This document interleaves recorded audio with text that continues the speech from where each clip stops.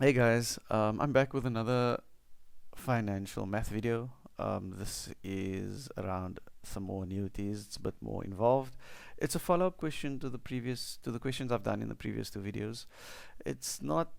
I would like for you to watch them so that you can kind of see the flow of it, but it's not necessary because it's not a necessity because we're going to do it with the values, and yeah, it's not necessary for you to understand what I'm going to do today or now in this video.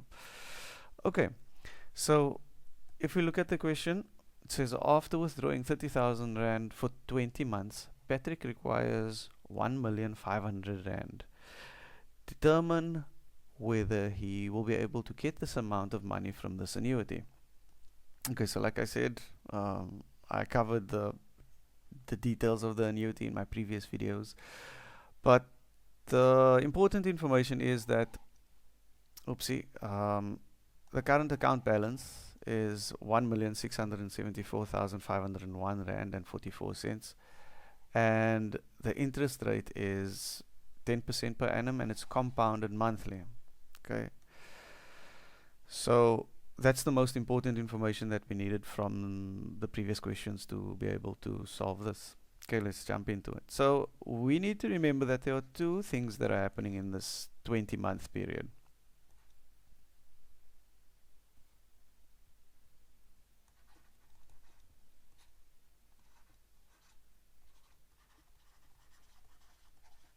Okay. Um, the first is that we have a lump sum which is gaining interest.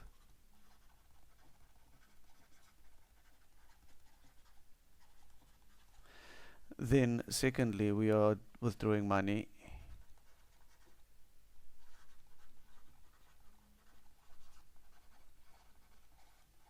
annuity style.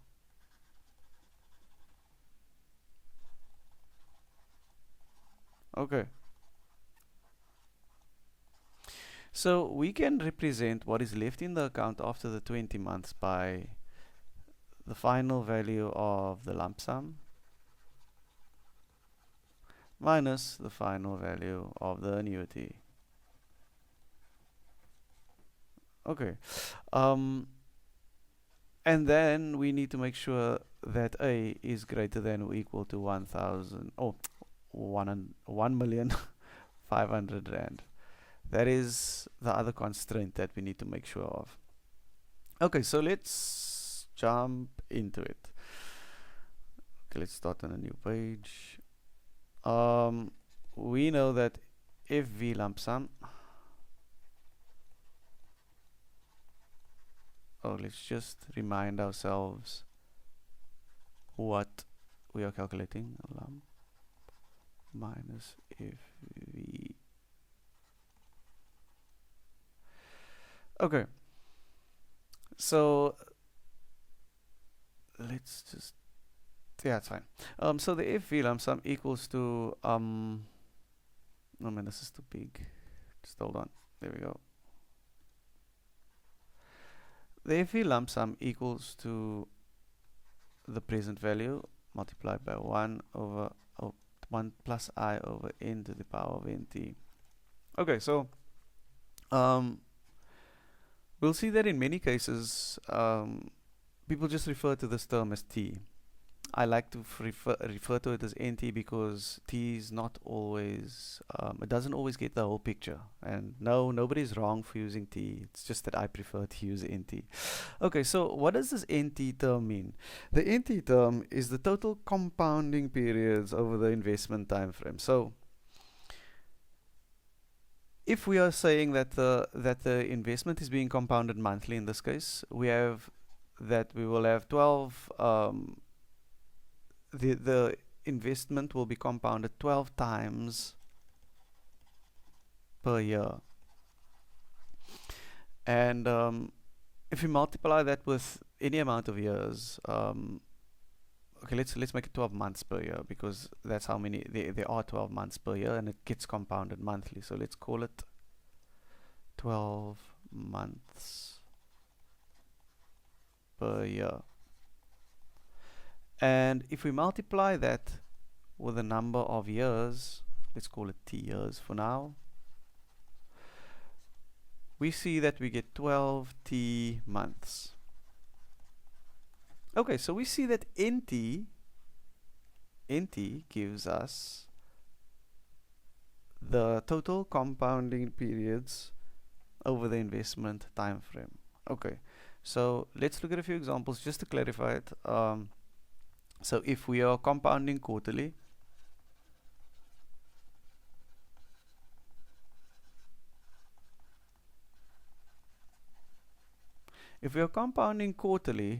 for 6 years, what does that look like? Okay, so we're saying that N, if it's quarterly, that means N is equal to 4 and T is equal to 6.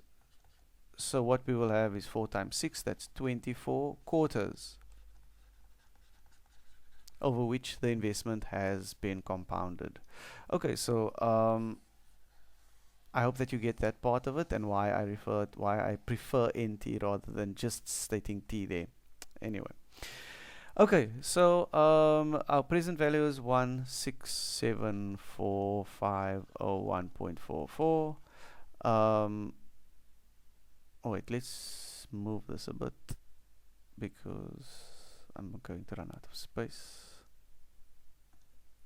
This equals to 1674501.44, and this is all multiplied by 1 plus 0.1 over 12 times 20, because they say that the compounding period that they are interested in is 20 months. Okay, and this gives us an answer of 1,976,824 rand and 3 cents. Okay, so this is what happens after this amount, this lump sum, has been compounded for the next 20 months. Now this is only part of the problem because now he's gained the money, but remember he has been withdrawing money. He's been withdrawing 30,000 rand for the past 12 months as well, so we need to calculate that, which is, let's just call it a FN for now, FVN, oopsie, FVN, and that equals to the payment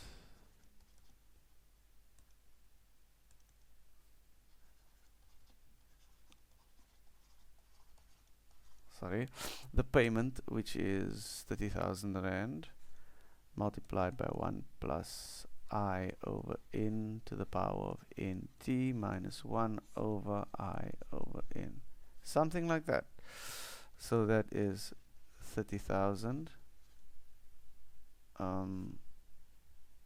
1 plus 0.1 over 12 to the power of 20 minus 1 over 0.1 over 12. Okay, and this should give you an amount of, if you put this in your calculator obviously, it should give you an amount of 649,961 rand and 41 cents.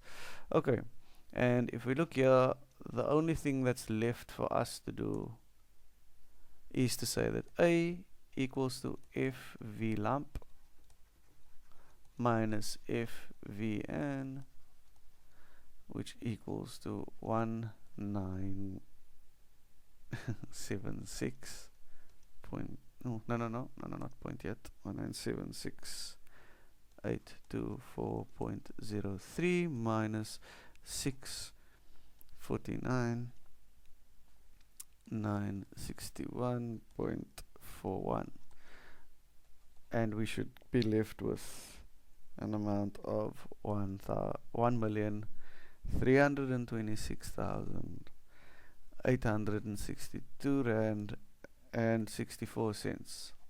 Oh, 62 cents, sorry, 62 cents, which we can see is less than 1.5 million rand or 1,500,000 rand. So no, this annuity will not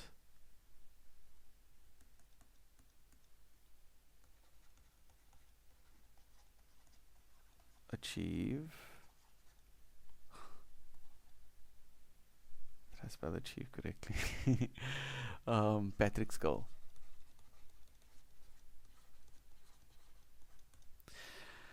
And that is it. So unfortunately, you will either have to, for interest's sake, we can actually calculate the shortfall. The shortfall is 1,500,000 minus 1,326,862 and 62 cents. Let's see what the shortfall is for interest's sake.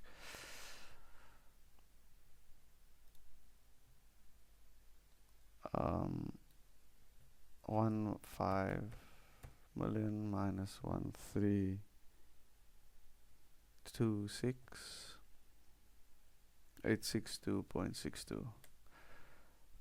The shortfall is 173 137.38. 137.38. So this is the shortfall that needs to be made up for, either by decreasing. This can be done by decreasing this part, decreasing the payment that he wants to get. That will ensure that he has 1.5 million, or increasing this part. That is how he's going to get it, or either adjusting this as well, decreasing the number of months that is withdrawing this money from. So there's a few ways in which you can make it, but ultimately, unfortunately, it won't. Okay, so what are the key points from this that we should take away? We should remember that as time goes by, both of these processes are happening. Every month he withdraws 30,000 rand, and every month the principal amount in the account is being compounded, so it's gaining interest as it's moving along. So that is one of the most important things, and we should remember that what's left in the account after the time period that we of our choosing, which in this case was 20 months, after that time period, we'll have whatever was accumulated in the lump sum, the interest which was accumulated in the lump sum, minus all the interest that was accumulated during the payment periods, or the payment period. That will give us what is left in the account. Yeah. Thank you very much for watching. Enjoy the rest of your day. Cheers.